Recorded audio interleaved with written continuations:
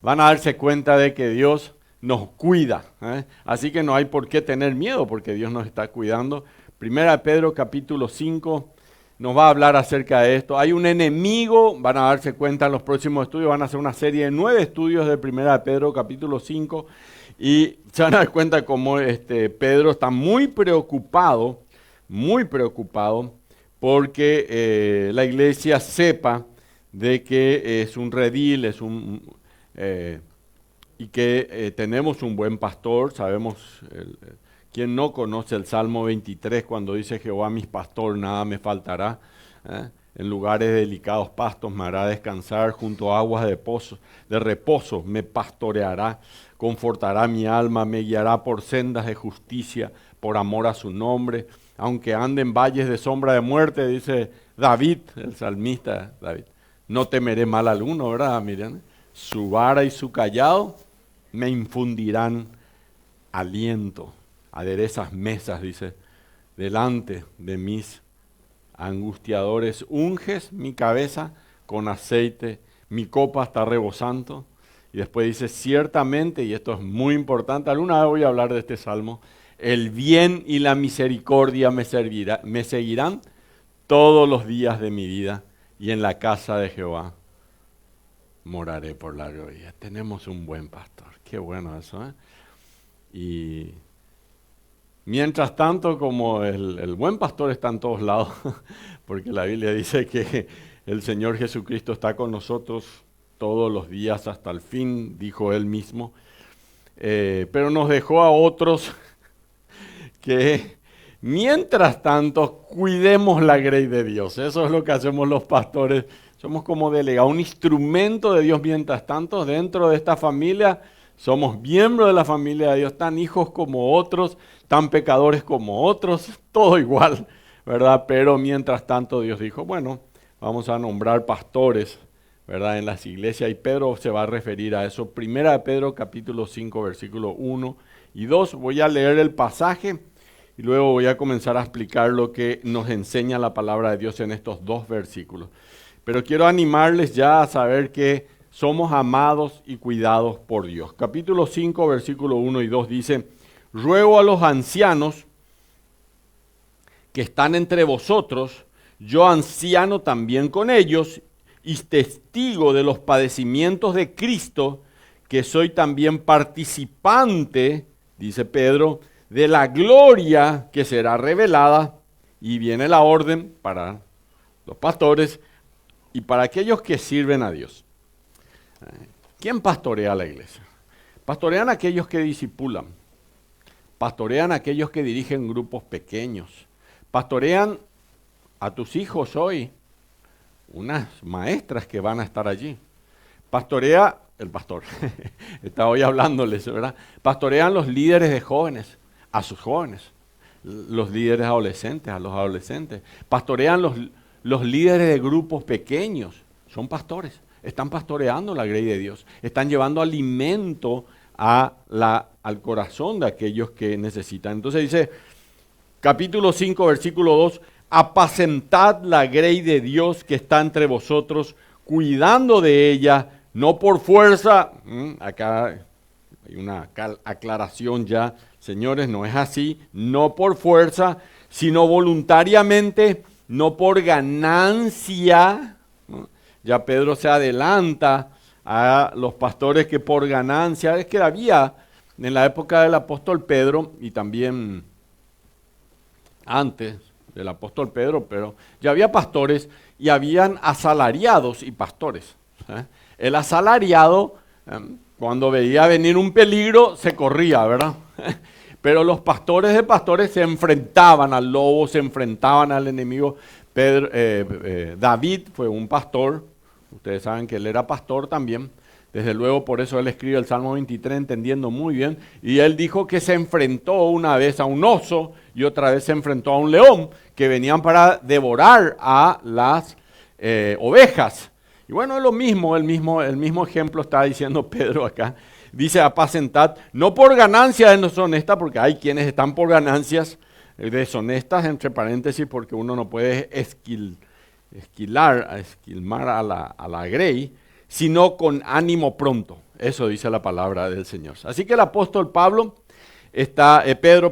está acercándose a la conclusión del capítulo, en el capítulo 5, es el último capítulo de Primera de Pedro, y está hablando a todas las iglesias que ya estaban en ese entonces dispersos en varios lugares.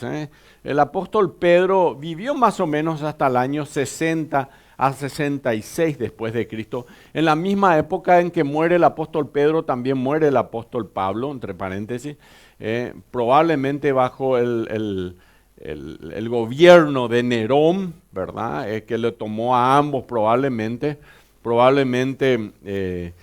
no tenemos, digamos, la muerte de Pedro, no tenemos tantas, digamos, no tenemos tanta información. No hay en la Biblia, desde luego, la muerte de Pedro no está en la Biblia, pero las tradiciones y los escritos de la época nos hablan de que fue tomado en Roma y que fue crucificado boca para abajo, ¿verdad? Por pedido de él, que no quería morir como su Señor, entonces fue crucificado boca para abajo, ¿verdad? Y a Pablo sabemos que estuvo en la prisión de Mamertine. También se cree que Pedro estuvo en esa misma prisión, ¿verdad? La prisión de Mamertine queda más o menos del Coliseo. El Coliseo, si ustedes en Roma, foto de Roma tienen que tener una foto del Coliseo, ¿verdad? Que ahí en el centro de Roma, del Coliseo camina más o menos 100 metros y está unos lugares que eran unas grandes plazas, los lugares donde vivían los grandes jerarcas, ¿verdad? Donde cada uno de los grandes gobernadores, los grandes, el César Augusto, todos tenían sus grandes casas allí con todos sus sirvientes, ¿verdad? Y un poquito más allá estaba una prisión, ¿verdad? Muy al lado, ya prácticamente como a 70, 80 metros de esos lugares estaba la prisión de Mamertine. ¿Por qué? Porque ahí iban presos políticos, eran aquellos más bien presos políticos. ¿Y por qué se les creía que los cristianos eran presos políticos? Y porque ellos podrían agitar y adorar al único Dios verdadero, que es nuestro Dios, nuestro Señor Jesucristo, y no adorar al César, no arrodillarse ante ninguna de estas autoridades. Y entonces, como no se arrodillaban, creían en Cristo, ellos eran presos políticos. Así que Pedro, preocupado por todo esto, y antes de morir, escribe Primera de Pedro, va a escribir después Segunda de Pedro también, y uno piensa, él le dice, apacentad la grey de Dios en el capítulo 2, y yo pensé en este momento en el cual Pedro está escribiendo. Si uno va a Lucas capítulo 22, en el versículo 54 aproximadamente, el apóstol Pedro le niega al Señor Jesucristo 3 veces. Ya ahí en el huerto de Getsemaní, el apóstol Pedro toma una espada que probablemente le robó a alguien, ¿verdad? Es muy difícil que los apóstoles estén todos armados con espadas, ¿verdad? Así que la habrá quitado a uno de los que vinieron a tomarlo al Señor Jesucristo. Eran probablemente 600 hombres contra 12. Así que Pedro se habrá acercado a uno de estos guardias del templo, porque eran todos judíos los que vinieron, no eran romanos los que vinieron a tomarlo al Señor Jesucristo, eran todos judíos. Pero eran los guardias del templo, eran también personas que estaban armadas, pero era un trato que tenían los judíos con los romanos, que ellos podían guardar el templo. Y entonces le dijeron, bueno, ustedes háganse cargo de su templo y ustedes mismos cuídense, no hay problema, ¿verdad? Nosotros vamos a estar alrededor del templo y no vamos a entrar a su templo. El templo era santo, santo, santo, no podía entrar un gentil, no podía entrar un romano, así que definitivamente no lo iban a dejar entrar. Entonces, uno de ellos probablemente tenía una espada, le quita la espada al apóstol Pedro y le juega por probablemente la cabeza, qué sé yo, alguna cosa así. Este hombre que era parte de la guardia, Malco, se esquiva probablemente y le quita la oreja, ¿verdad? Y sabemos que ahí mismo el Señor Jesucristo hizo un milagro y le tocó la oreja y le curó, ¿verdad? Le sanó la oreja inmediatamente y luego le dijo, Pedro, si yo quisiera, tengo a una legión de ángeles para destruir aquí, pero realmente no. Hágase la voluntad de Dios. Él había orado antes y no la mía. Así que Lucas capítulo 22, versículo 54, el apóstol Pedro se confabula, huyeron todos los apóstoles entre paréntesis, pero se confabula con el apóstol Juan y se acerca al lugar donde estaba el Señor Jesucristo. ¿Dónde le habían llevado esa noche al Señor Jesucristo? A la casa del suegro del sumo sacerdote Caifás, ¿verdad? La casa del suegro. El suegro en algún momento también fue sumo sacerdote, entre paréntesis, busquen después todas las referencias en la Biblia. Se acerca ellos a la casa del sumo sacerdote, le dejan entrar al patio. En el patio estaban aquellos 600 hombres, algunos de ellos alrededor, hacía frío aquella noche, alrededor de una hoguera, ¿verdad? Donde se calentaban las manos, estaban ahí alrededor. Estaban en el monte de los olivos, el lugar de la casa del suegro del sumo sacerdote quedaba en el monte de los olivos. Sabemos que Getsemaní también es el monte de los olivos, ¿verdad? Getsemaní es una prensa de aceite de olivo, ¿verdad? De aceite de olivo. Así que era ahí mismo, eran metros nada más donde quedaba probablemente Getsemaní, era la casa. Lo llevaron allí al Señor Jesucristo. En esa casa había como un tipo de prisión, en donde lo tiraban a los que iban a ser juzgados. Era la noche, era la madrugada, entre paréntesis había prohibición en la ley de Dios, escrita ahí en el Antiguo Testamento, de que no podían juzgar a un hombre sin que tenga defensa, por ejemplo, pero igual lo juzgaron al Señor Jesucristo. No pudieron juntar a todos los jueces, el Sanedrín no estaba completo, solamente estaban aquellos amigotes que tenía Caifás y algunos amigos, y lo juzgaron al Señor Jesucristo.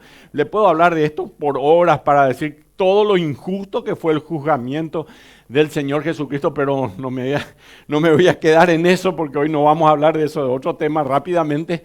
Pero lo tiran al Señor Jesucristo probablemente en un pozo de unos 4 metros de altura, lo tiran allí porque ese es el lugar en donde queda allí en el Monte de los Olivos, oscuro, frío, y de ahí comienzan a escupirle, a decir todo, se levantan falsos testimonios, falsos testigos, diciendo de que sí, yo le vi decir esto al Señor, él es un hereje, él es esto, aquello, todo ese tipo de cosas. Sabemos que hubo falsos testigos, lo condena. Y mientras tanto el apóstol Pedro con el apóstol Juan, que habían entrado en ese lugar, son interpelados. Me parece que vos eras uno de ellos. No, por favor, no le conozco. ¿Se acuerdan? Luego otra vez se acerca una mujer, una muchacha, dice la palabra de Dios, y le dice, pero tú eras uno de ellos. Le dice, no, por favor, no sé ni quién, de quién están hablando.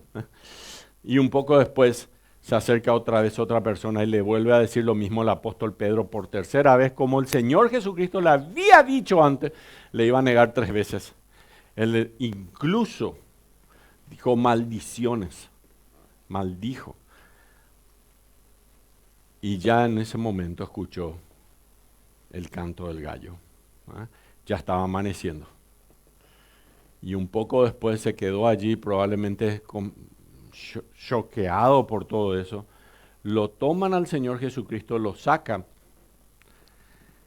Y Jesucristo comienza a caminar ya hacia Jerusalén, porque el Monte de los Olivos queda en las afueras, más o menos en quizás 20 minutos. Tenías que bajar el monte, ir a una pequeña ladera que no debe tener ni 100 metros, 200 metros quizás, y después está el Monte de Sión. Ahí tenía que subir al Monte de Sión hasta el lugar donde estaba Pilatos. Así que era arriba mismo. Pilatos tiene su lugar al costado del templo de Jerusalén. Está allí toda la parte romana, ¿verdad? Antigua. Ahí está el famoso estanque de Betesda. El estanque de Siloé es el estanque judío, pero el estanque de Betesda era un estanque así muy pomposo, romano, ¿verdad? Entonces, que existe hasta ahora, ¿verdad? Todo destruido, pero existe hasta ahora. Entonces le lleva a Pilato aquella turba judía, le llevan esposados después de haberlo golpeado, haberlo escupido ya al Señor Jesucristo. Y cuando sale de aquella casa, ahí en aquel lugar frío afuera, en el Monte de los Olivos, la mirada del Señor Jesucristo, dice la palabra de Dios, se cruza con la mirada del apóstol Pedro. Era en la madrugada y lo llevaban a Jesús. Imagínense Pedro. Dice la palabra de Dios que él salió llorando amargamente. Le había negado a su Señor 3 veces. Se había cumplido una vez más lo que decía el Señor. Lloraba amargamente. Imagínense esa madrugada caminándole a Pedro llorando por el Monte de los Olivos. Lloraba desesperadamente, desconsoladamente por lo que había hecho. Él había dicho que no le iba a negar nunca, nunca, nunca, y caminaba y lloraba y decía, no soy digno. Yo que había prometido esto, yo que había dicho a él que incluso si es que habría que morir por él, iba a morir, porque todo eso lo dijo ahí antes de la cena del Señor, ¿se acuerdan? Lloraba. Un par de días después, Jesucristo estaba en la cruz. Juan estaba a los pies con María, su madre, pero Pedro,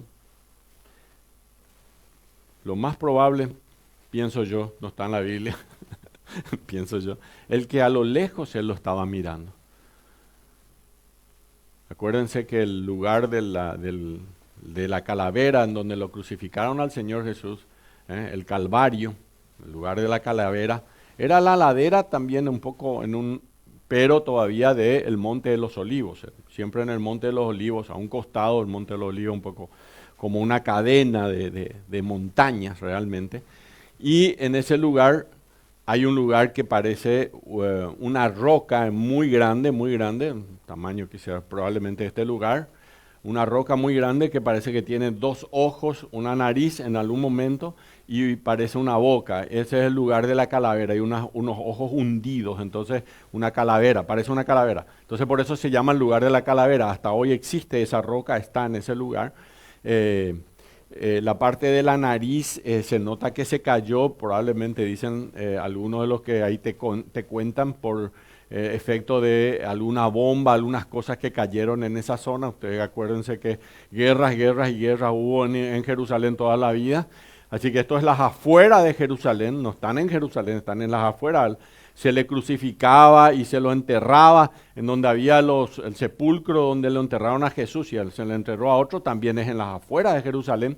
No se hacía allí porque el olor del sepulcro, acuérdense que hoy día sí le quitan el olor con algunas cosas y etcétera, pero el olor de los muertos, digamos, tenía que hacerse hacia el sur, ¿verdad? De manera que lo que hay más predomina siempre es el viento norte, ¿verdad?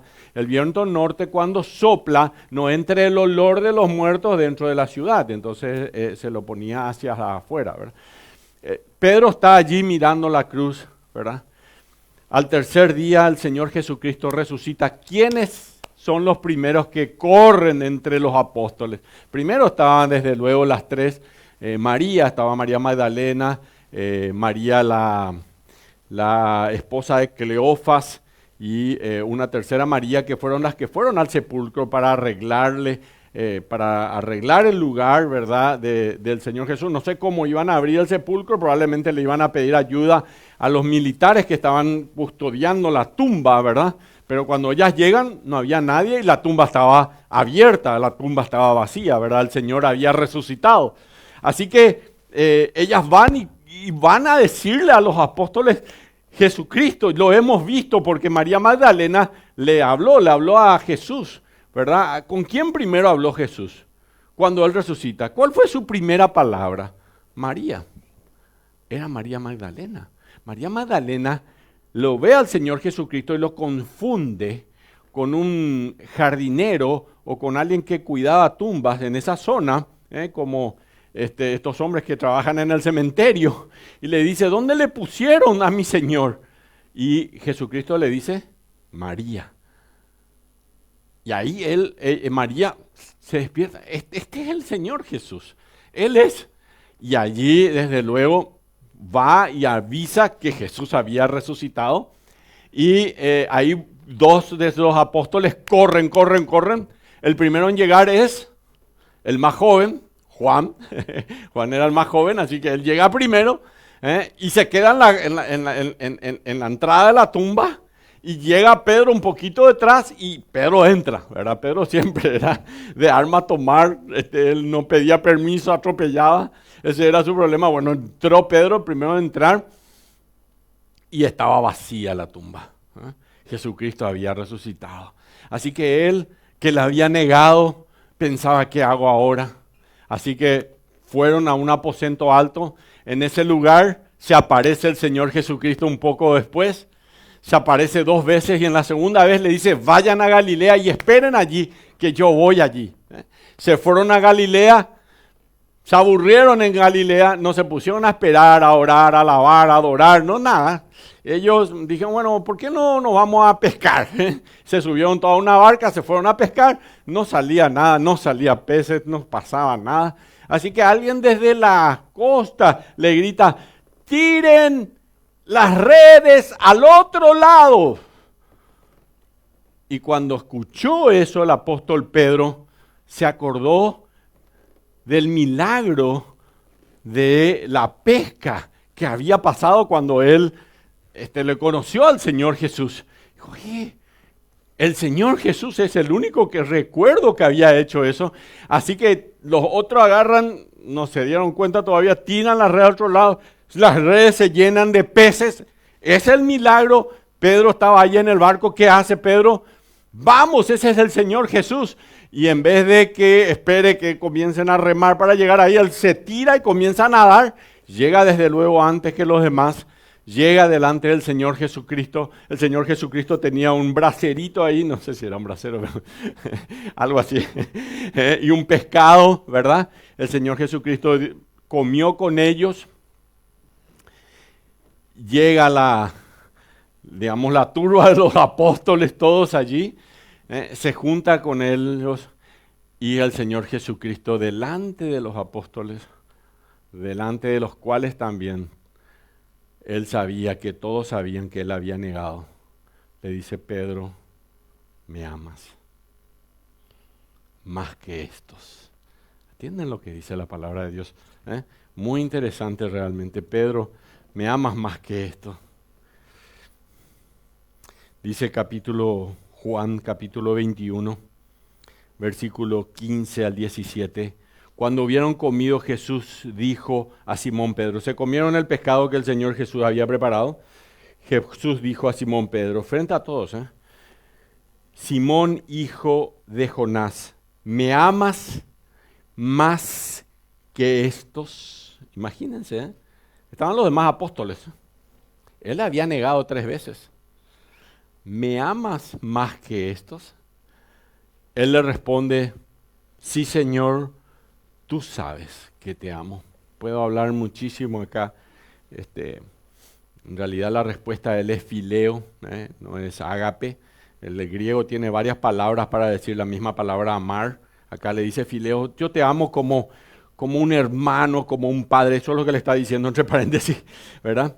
Y él le pregunta, no le pregunta, él me amas como fileo. Jesús le pregunta a Pedro, ¿me amas como ágape?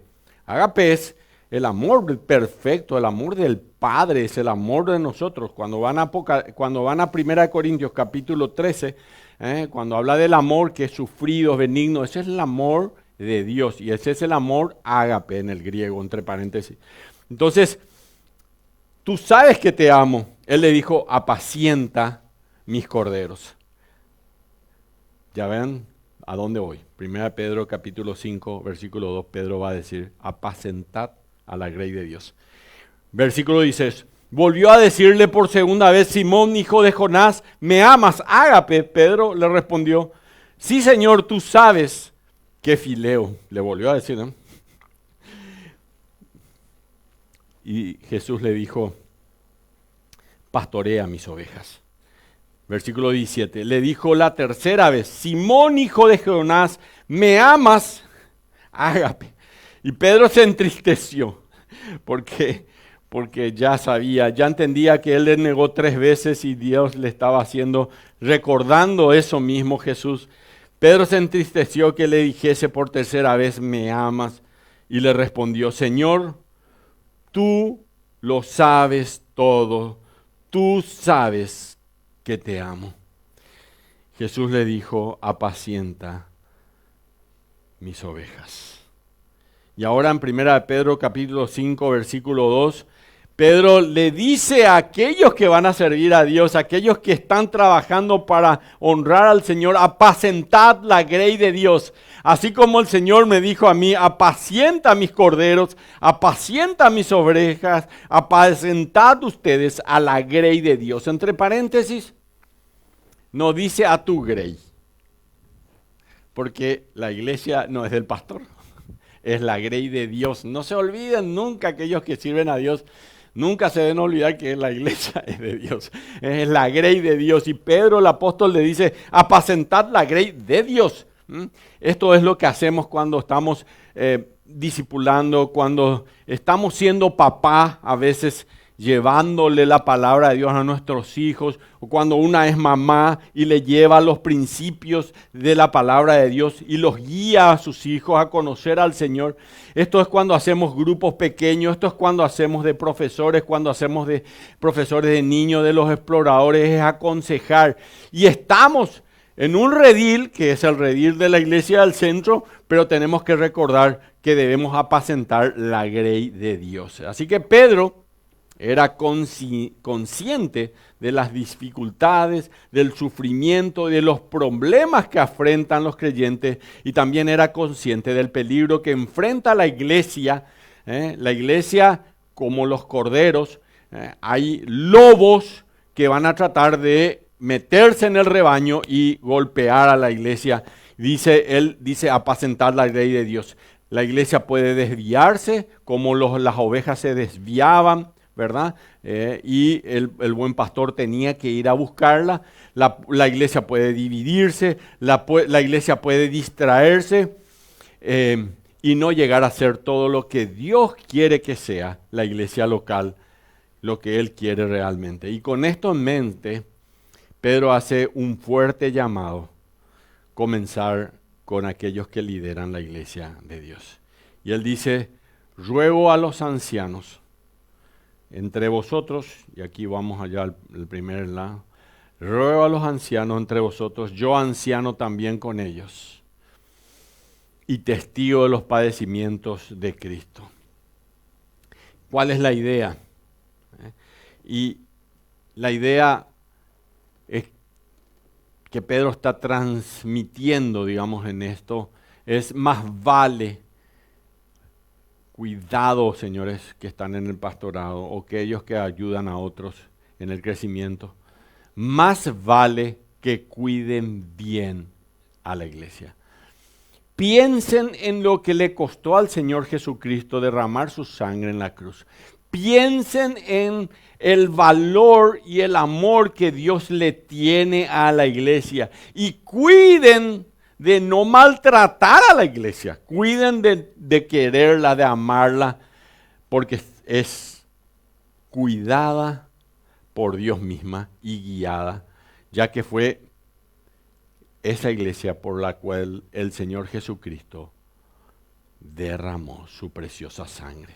Y es posesión preciosa, la iglesia es posesión preciosa de Dios que le costó la vida de su Hijo. Y avanzando un poquitito, ¿verdad? Entre paréntesis, la Biblia dice acá, capítulo 5, ruego a los ancianos, ya pueden ir copiando si quieren los que yo sé que están haciendo el bosquejo, ruego a los ancianos. Primera de Timoteo, capítulo 3, versículo 1, habla de las características de los pastores y Pablo le dice a Timoteo, si alguno anhela obispado, otra palabra para el pastor, anciano, obispo, pastor, todos son nombres que la Biblia le habla al pastor y yo le voy a explicar qué significan cada palabra de eso. Dice, si alguno anhela obispado, buena obra desea. Es una ambición muy buena que alguno quiera ser pastor. Y animo a los hombres aquí presentes, el Señor quiere, probablemente te está hablando hoy, decís, ¿alguna vez pensaste en ser pastor? Qué bueno sería, ¿eh? Y dice, si alguno anhela obispado, buena obra desea. Y luego él da las características. Pero es necesario, dice capítulo 3, versículo 2 de 1 Timoteo, que el obispo sea irreprensible, marido de una sola mujer, sobrio, prudente, decoroso, hospedador, no dado al vino, por si acaso. Decoroso, no deseosos de ganancia deshonestas, sino amable y apacible, que gobierne bien su casa, que tenga a sus hijos en sujeción con toda autoridad, porque, dice Pablo a Timoteo, ¿cómo gobernará la iglesia de Dios si no puede gobernar ni su propia casa? Porque el centro de entrenamiento de todo pastor es su casa. Por eso es que los pastores deberían ser siempre casados y con hijos. Deberían ser siempre. ¿Por qué? Porque se entrenan en su casa, ¿verdad? Si no puede gobernar su propia casa, no va a gobernar jamás la iglesia. Eso es lo que dice 1 Timoteo capítulo 3, versículo 1, 2, 3 y en adelante. Allí hay muchísimos pasajes muy interesantes. Y la Biblia después habla de los diáconos en el capítulo 9, versículo 9, 10 y 11. Y en los diáconos, asimismo también dice, sean decorosos, también dice no dado a mucho vino, entre paréntesis se agrega ahí la palabra mucho, no sé por qué. Los diáconos parece que a un poquito pueden, pero los pastores, bueno, pero eso dice la Biblia. Hay muchas bromas sobre este tipo de cosas, pero está ahí en la Biblia. Y luego dice la palabra de Dios, estos también, así como los ancianos, estos también los diáconos, se han probado primero y luego ejerzan. Entonces, ¿cuál es la manera en que elegimos a un pastor según la palabra de Dios? Sean probados primero y luego ejerzan. ¿Cómo elegimos a un líder? Sean probados primero y luego ejerzan. ¿Cómo elegimos a un diácono? Sean probados primero y luego ejerzan. Es decir, primero le das la oportunidad de servir. Vos lo ves fiel. Vos lo ves haciendo la voluntad de Dios. Vos lo ves amando ese pequeño trabajo que le diste, que es, no sé, barrer allí afuera. Entre paréntesis, muy importante que sean humildes, así que le puedes dar justamente que te limpien los baños, ese tipo de cosas lo hice muchas veces, así que no hay ningún problema de hacerlo. Pero eso dice la palabra de Dios. Así que ruego a los ancianos que están entre vosotros, 1 Pedro capítulo 5, yo anciano también con ellos. Pedro se pone al mismo nivel que los otros pastores. Pedro podría decir, disculpen, yo no es que soy uno más de ustedes los pastores, yo soy apóstol. Además el Señor Jesucristo me dio a mí las llaves. Bueno, ya saben lo de las llaves, ¿verdad? Fue el primero en predicar el evangelio y abrió los cielos para que personas, Hechos capítulo 2, ¿quién fue el primero en predicar? Bueno, el apóstol Pedro, y abrió los cielos para que realmente más y más personas podamos llegar a los pies de Cristo. Así que el pastorado, queridos amados hermanos y hermanas, es un llamado apasionado. Quiero decirle esto. Y acá el anciano es un pastor realmente. El anciano, ¿por qué anciano? Porque se relaciona con la madurez. Escuchen lo que le voy a decir. ¿Por qué le llaman anciano al pastor? Se relaciona con la madurez para liderar, no necesariamente con la edad física de la persona. Y cuando se trata de pastor, no sé si esto está en su bosquejo, ¿sí? Se relaciona con su prioridad de alimentar las ovejas a su cargo. ¿Por qué? Porque le da pastos. El pastor le da pastos y lo pastorea. ¿Vieron? Entonces, la palabra pastor se relaciona con su prioridad de alimentar con pastos a las ovejas. Y la palabra obispo se relaciona con su autoridad para gobernar. También hay una palabra que se suele usar que es sobrebebedor, que es un supervisor, ¿verdad? Porque los obispos o los sobreveedores, en la época en que, por ejemplo, si ustedes van, por ejemplo, al libro de Job, ¿verdad? El libro de Job habla de que Job cayó en desgracia, todo lo eso, y tenía tantos camellos y tantas ovejas. Bueno, por ejemplo, el libro de Job habla de que Job tenía 500 ovejas y después llegó a tener 1000 ovejas. Bueno, 500 ovejas no pueden ser pastoreadas por un solo pastor. Se calculaba y se calcula que por cada 100 ovejas máximo, ¿se acuerdan la parábola de deja las 99 y va tras él? Se calculaba que un pastor apenas podía por 100, apenas por 100 podía, ¿verdad? Entonces, probablemente había un jefe de pastores y ese era el obispo, ¿vieron? Que estaba sobre otros, en el caso de Job tenía 500 ovejas, entonces había 5 pastores, ¿vieron? Entonces uno que decía, bueno, vamos para allá, vamos para acá, era un pastor más antiguo, era pastor también seguro, y lo llamaban obispo, ¿verdad? Y se relaciona con su autoridad de gobernar. Entonces el tema no era la edad física, no era su éxito humano, comercial, sino madurez espiritual, humildad junto a la capacidad de manejar la palabra de Dios y manejar las presiones. El pastor tiene que saber manejar eso, manejar responsabilidades, manejar tentaciones que van a venir conforme al oficio que está haciendo. Y cuando comenzamos a leer los comentarios del apóstol Pedro en el capítulo 5, no nos puede sorprender que comienza a dirigirse a estos líderes que eran claves en la iglesia. Ruego a los ancianos que están entre vosotros, yo anciano también con ellos, y testigo de los padecimientos de Cristo. Yo soy uno de ustedes, yo anciano también con ellos. Es un llamado apasionante. Y la idea que Pedro está transmitiendo es esta. Más vale que cuiden a la iglesia de Dios, apacentad a la iglesia de Dios. Estás cuidando y guiando a la preciosa posesión de Dios que la ganó y le costó la sangre de su propio Hijo.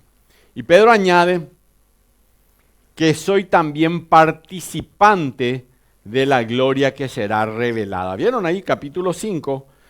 Capítulo 5, la última parte, padecimiento de Cristo, y soy también participante de la gloria que será revelada. Es como si él dijera, Cristo va a regresar por su novia. Acuérdense que la iglesia es la esposa del Cordero. Cristo va a venir por su novia para ir llevarla a la boda, las bodas del Cordero. Si alguna vez quieren leer sobre eso, Apocalipsis capítulo 18, capítulo 19, habla de las bodas del Cordero. Va a venir Jesús por sus novias. Así que ustedes, ancianos, pastores, como quieran llamar, simplemente están cuidándola, atendiéndola, protegiéndola, hasta que el Señor, a quien le pertenece, regrese por su iglesia y la lleve. Así que en otras palabras, debido a que estas verdades eternamente son muy significativas sobre el valor de la iglesia de Cristo, Pedro hace a continuación es recordarle a los ancianos algunas órdenes. Hay un ruego de Pedro a los pastores, ¿verdad?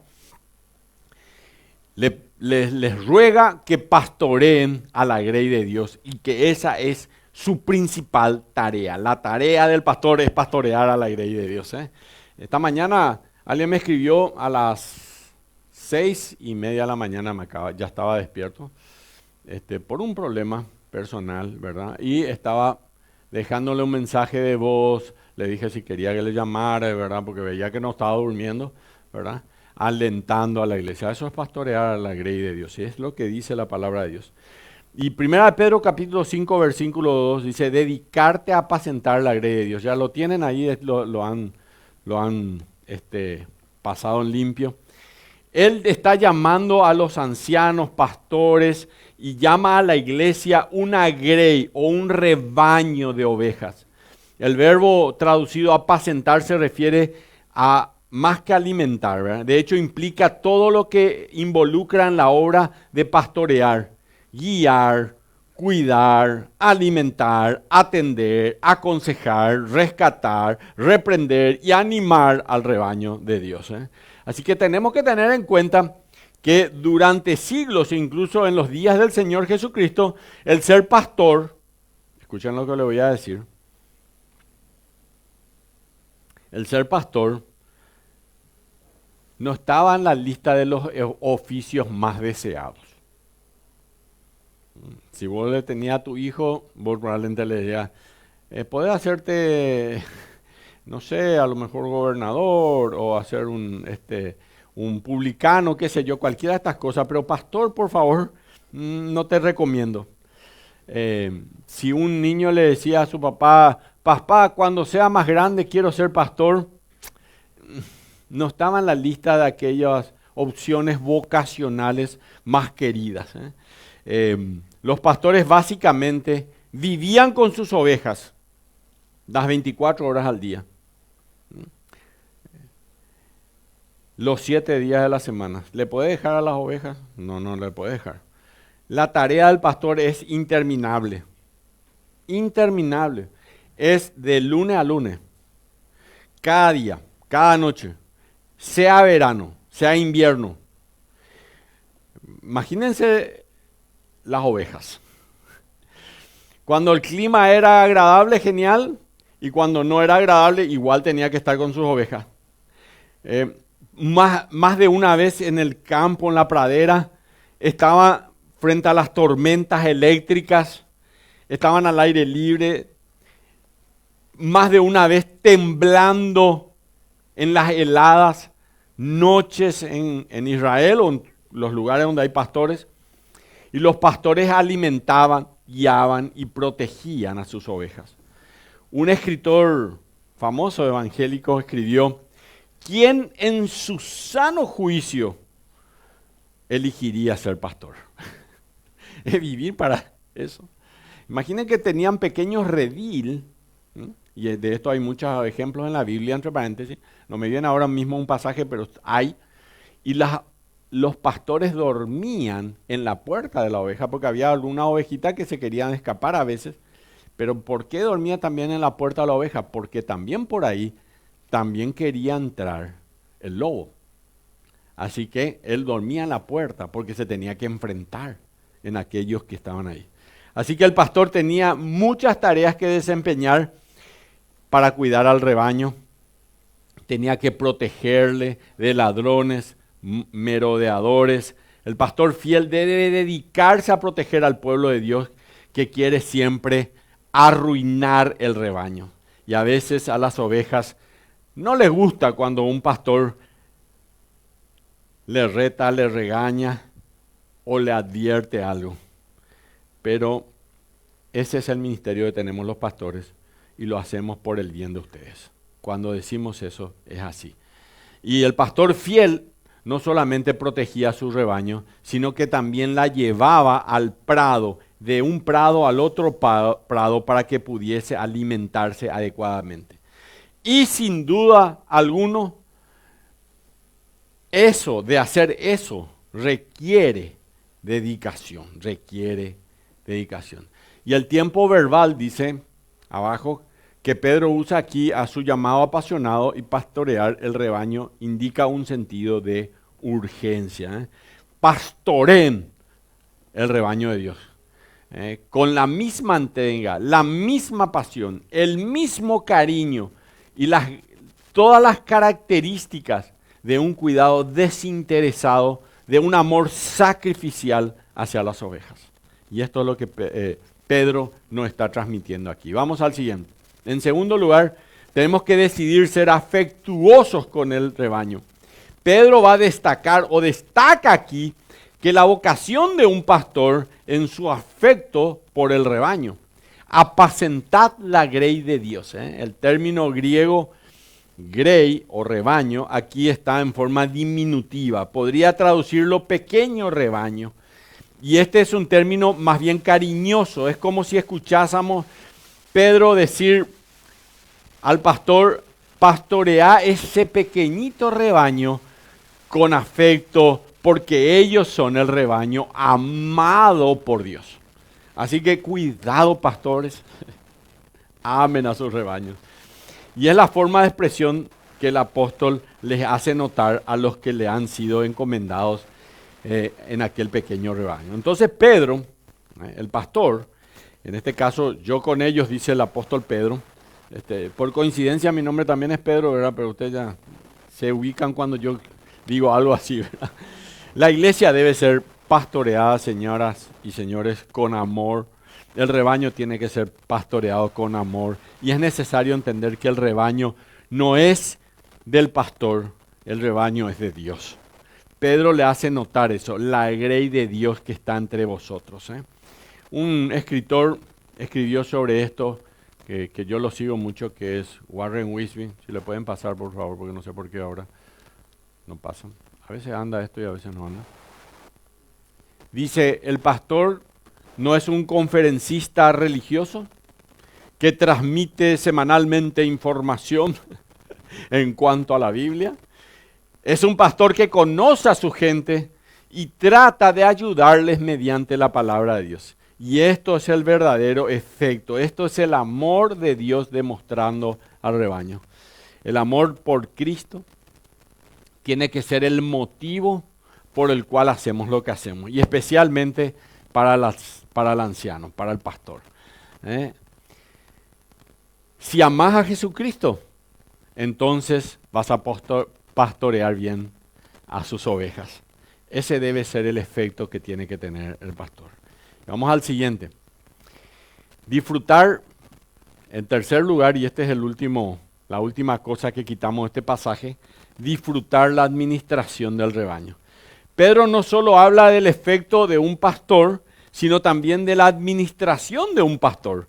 Note de nuevo, dice, apacentad la grey de Dios que está entre vosotros, cuidando de ella.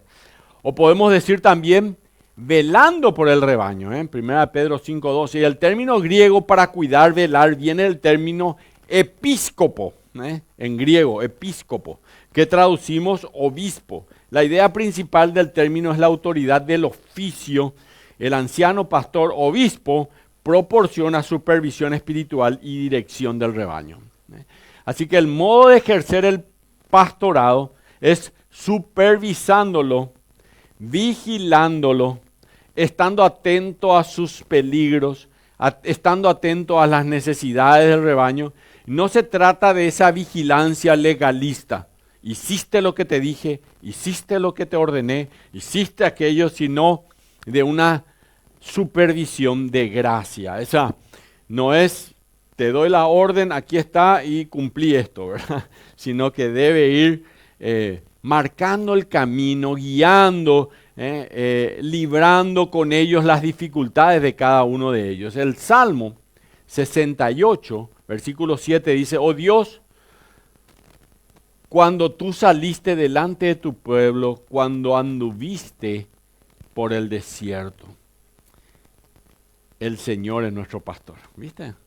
Él salió delante de su pueblo y Él anduvo con su pueblo por el desierto. Los judíos sabían muy bien que el verdadero pastor no era Moisés, era Dios.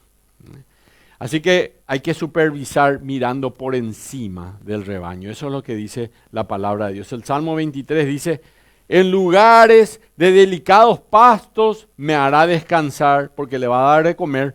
Junto a aguas de reposo, dice la palabra de Dios, me pastorearán. El pastor acompaña a las ovejas, está cerca de ellas y está a disposición de las ovejas cuando ellas las necesitan. No puede haber un pastorado dominical tipo, tienen 2 horas, yo llego media hora antes, pueden venir más temprano para hablar conmigo, ¿verdad? Y después, por favor, no me molesten al domingo que viene. No existe eso, el pastor no debería ser nunca así. El pastor debe estar a la orden de las ovejas, ¿verdad? Por eso el Salmo 23:4 dice, aunque ande en valle de sombra de muerte, no temeré mal alguno. Está pasando por un momento difícil, no temeré, dice la oveja, porque tú estás conmigo, Tu vara y tu callado me infundirán aliento. ¿Por qué? Porque tiene un pastor. Tengo el buen pastor. Si bien los hombres no tenemos el mismo quilate del buen pastor, del Señor Jesucristo y del pastor cual habla el Salmo 23, la idea que nos deja como que esa debe ser la manera en que deben trabajar los pastores. Debe tener y alentar al rebaño. Las ovejas necesitan aliento mucho más que reprensión. ¿Escuchan? Si es muy plaeón el pastor, ya saben. Las ovejas necesitan mucho más aliento que reprensión. Las ovejas, queridos hermanos, no ven. Su vista es muy corta. Les va a costar mucho encontrar buenos pastos, porque ellos no ven. Se pueden ir derecho hacia el lobo porque no lo vieron al lobo. Así que él le tiene que guiar, le tiene que decir, mira que el lobo está allá, vamos por aquí. Les tiene que defender, tienen que salir antes porque no se dieron cuenta, están en un lugar en donde están todos los lobos. Las ovejas son así. Y esto es lo que dice que es función de aquellos que servimos al Señor. Tenemos que hacer esto. Y todo hombre que está considerando el oficio del pastor, de anciano o obispo, debe conocer el rigor, el esfuerzo, el compromiso de los pastores hacia el rebaño de las ovejas. Tiene que saber. Y Pedro, el apóstol, cuando digo así es porque no me refiero a mí, ya saben. Pedro no está diciendo que sean pastores si no crean problemas los del rebaño. No dice eso. Pedro no está diciendo pastorear el rebaño si se mantienen en línea todos. No dice eso. Pedro no está diciendo pastorear el rebaño si te aman. Pedro no está diciendo pastorear el rebaño si te retribuyen. Pedro no está diciendo pastorear el rebaño si te aplauden. Pedro no está diciendo pastorear el rebaño si no te muerden. Pedro no está diciendo pastorear el rebaño si no te demanda mucho tiempo, más allá por sobre todo del horario normal de trabajo. Miren, hay muchos pastores que pastorean así. Y Jesús los llamó a esto, escuchen lo que le voy a decir, asalariados. Asalariados. No son pastores. Están interesados en esquilar a las ovejas y no en alimentar el rebaño. No están interesados en invertir, solo les interesa sacar. Y cuando los tiempos se ponen difíciles, normalmente este tipo de pastor desaparece del escenario.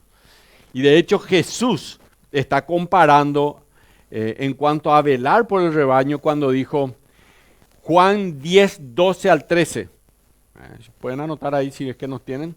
Dice el Señor Jesús, el asalariado, dijo Jesús, y que no es pastor, de quien no son propias las ovejas, ve venir al lobo y deja las ovejas y huye. Y el lobo arrebata las ovejas y las dispersa. Así que el asalariado huye, porque es asalariado y no le importa las ovejas. En otras palabras, un asalariado hace el trabajo solo para recibir beneficios. Hace 34 años soy pastor de esta iglesia. Gracias a que mi esposa también aceptó el desafío cuando yo fui llamado a esto, ¿verdad? Porque tu esposa tiene que estar contigo, porque si no, no somos nada. En esos años era muy difícil. Algunos que fueron nombrados pastor al lado mío hoy ya no están acá. Buscaban probablemente otros beneficios. Yo quiero nombrar a nuevos pastores en la iglesia. La palabra de ancianos en realidad es un múltiple equipo, no es solamente uno. ¿Okay? La idea es que, por ejemplo, si un pastor podría estar por cada 100 miembros, y nosotros ya somos 100. O sea, si queremos ser más de 100 necesitamos otro pastor. Así somos 200, y después necesitamos otro pastor, 300, y así, seguimos creciendo. Lo que quiero nomás decirle, queridos hermanos y hermanas, es que aquellos que no son pastores, huyen. Algunos de ellos le di la oportunidad al púlpito más de una vez, y hoy ya no están acá, huyen. Nunca se olviden de eso, eso dice la palabra de Dios. A veces la gente me increpa a mí diciendo, ¿vos qué le dijiste o qué le hiciste? Pues yo nunca le dije nada. El tema es que la tarea es fuerte, la tarea es grande. Y los pastores que no estén dispuestos a pagar con su propia vida, porque te enfrentás al lobo, entonces no sos pastor, porque tenés que cuidar a las ovejas. Pedro incluso dice acá, no por fuerza, no por ganancia deshonesta, sino voluntariamente. El anciano, el pastor, no sirve porque está siendo presionado a hacerlo, sino por voluntad. No hay que hacer por fuerza. No es que alguien me dice, pastor, todos los días tenés que irte a la iglesia y tenés que llegar temprano. No por ganancia deshonesta, te voy a pagar algo. Ustedes saben que en 34 años nunca la iglesia me pagó a mí, ¿verdad? Doy gracias al Señor que Dios me dio trabajo y yo trabajo y gano bien. Gracias al Señor, todos los que... Hay varios acá de mi empresa que doy gracias a Dios porque vienen cada domingo y saben muy bien que Dios me bendijo con la empresa. Y Pedro agrega finalmente que el servicio como pastor, como anciano, requiere ánimo pronto. Esto es atención inmediata a los problemas que tienen los creyentes a ser atendido lo más pronto posible. Mira lo que dice, no por fuerza, sino voluntariamente, no por ganancia deshonesta, sino con ánimo pronto. Qué pesada que es esta hermana. Ya otra vez me está molestando. Qué pesado que este hermano. Otra vez a la madrugada me escribe. Ah, la pinta, ¿no? ¿Entienden? Tiene que tener ánimo pronto, dice. ¿Se acuerdan? Esos folletos que ustedes tienen, una vez cayó en las manos de una joven que su mamá estaba metida en el espiritismo. Me llamó a la madrugada, eran las 2, las 3 de la mañana. Suena mi teléfono y me levanto y tomo el tubo y comienzo a hablar. Una chica joven. Me dice, estoy en un 4º piso de un edificio. Hay una voz que me dice que me tire. ¿Sabes qué? Déjate macanear, tírate. Es la madrugada, no me macanees. Le dije, ¿y cómo estás ahí? Le pregunté. No, vos sabes que sí. Le dije, te voy a preguntar una cosita así. ¿Hay alguien cerca de tu casa o algún familiar tuyo metido en el espiritismo? Me dijo, sí, mi mamá. Ok, entonces estás escuchando la voz del diablo. Le dije, fácilmente es la voz del diablo. Bueno, esto no es de Dios. Quiero que sepas que eso no es de Dios. No obedezcas a esa voz. Oramos para que ella no haga eso y para que la acepte al Señor Jesucristo como un Salvador. Esta mujer estaba en Ciudad del Este y ella le indiqué una iglesia donde congregarse. La verdad no tuve más información sobre ella, pero cuando dice con ánimo pronto, señores, tenés que estar, porque ese es tu lugar. Dios te llamó a hacer lo que Dios dijo que hagas y tenés que hacerlo con ánimo pronto. Las responsabilidades de los pastores nunca desaparecen, nunca disminuyen y es posible que a veces tampoco mucha gente, perdonen que lo diga, lo aprecien mucho. Pero cuando toma la decisión es para siempre, porque Dios quiere que seas para siempre. Y vamos a la conclusión, todo lo que siempre le gusta a ustedes. Pedro hace un llamado apasionado a los verdaderos pastores para que acepten su llamado. Es una vocación basada en el afecto a Cristo y al rebaño. Es un llamado que se demuestra mediante la supervisión fiel, diligente y perseverante del precioso rebaño de Dios. Y como miembros del cuerpo de Cristo, por la fe en Jesucristo, es maravilloso saber que nuestro pastor, ahí volvió, es maravilloso saber que nuestro pastor, el Señor, nunca está fuera de servicio. Su pastor también. A veces se enferma, pero no es muy normal luego. Nunca está dormido. Si duerme también, pero el Señor Jesucristo no. Él nunca está fuera de contacto. Tipo, esto debe ser de madrugada en el cielo, así que no le voy a molestar. Nunca está fuera de contacto. Nunca el Señor Jesucristo está despreocupado. Siempre es vigilante, siempre está alerta, siempre es fiel, siempre es misericordioso, siempre es amoroso. Somos amados y cuidados por el buen pastor, así que no se preocupen por nada. Su vida por nosotros dio Él para hacernos miembros de este pequeño rebaño amado por Dios. Como dice 1 Pedro 5:1 y me trae a la memoria un libro que he leído, y yo le regalé a varios hermanos, que el libro se llama Olor a Ovejas. El pastor tiene que tener olor a ovejas, porque está con las ovejas, porque si no está con las ovejas puede tener perfume, pero tiene que tener olor a ovejas. Y en este libro hay un poema. El poema comienza así, dice: soy soldado. Soy soldado. Me hubiera gustado que ya soy pastor, es más lindo, ¿viste? Pero soy soldado, dice el poema. Dice, Él ahora me da una asignación. Hablando de Dios, ¿verdad? Dios ahora me da una asignación y me está activando en la misma. Soy soldado en el ejército de Dios. El Señor Jesucristo es mi comandante en jefe. La Santa Biblia es mi código de conducta, mi código de fe, mi código de oración, y la palabra son mis armas de guerra. He sido enseñado por el Espíritu Santo, entrenado por la experiencia, probado por la adversidad y probado por el fuego. Soy un voluntario en este ejército y estoy enlistado para la eternidad. Yo me retiraré de este ejército en virtud del rapto de la iglesia, o moriré en él, pero no me saldré de él, no seré persuadido a abandonarlo, no me empujarán de él. Soy fiel, capaz y confiable. Él me puede usar porque soy un soldado. Vamos a ponernos de pie, vamos a orar a Dios y luego cantamos esta canción. Padre, de pie aquí como soldados, Señor. Queremos ser tus siervos y queremos que tú nos uses, Señor.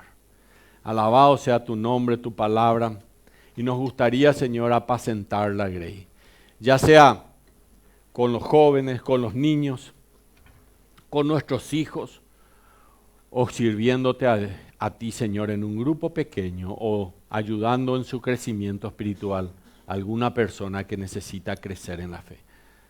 Soy un soldado, Señor. Soy un soldado.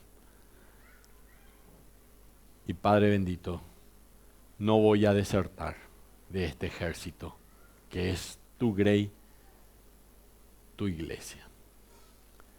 Háblanos, Señor, a través de todo esto en tu palabra.